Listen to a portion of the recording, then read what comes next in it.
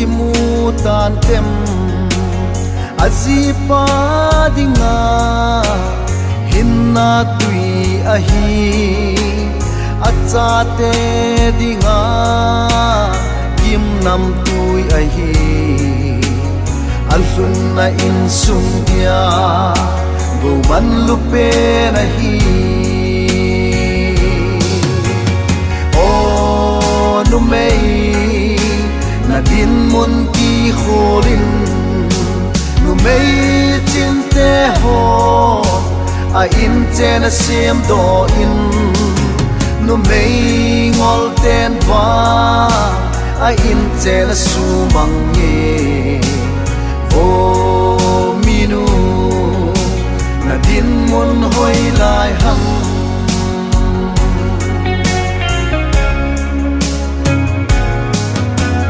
nu mei ching nu mei pha ho hi ve ti mun an sun na in sung chu angol pi zingin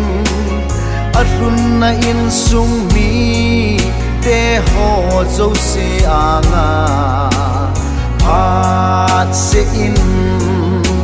amai lai sel zinge o nu mei na din mun ki kholin nu mei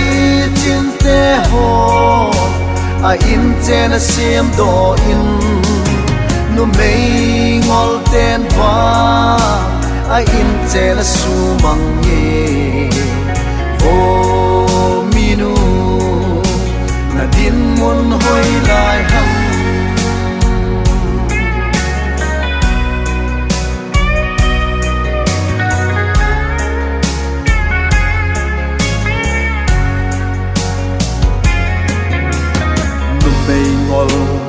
nu mei se ho hi ve ti mun anung sang vo gel na a ki sa boy zingin alun na in sung mi te ho zo si anga pat se in lung han me la pu zinge nu mei na din mun ki kholin nu mei chin te ho a in chen a sim do in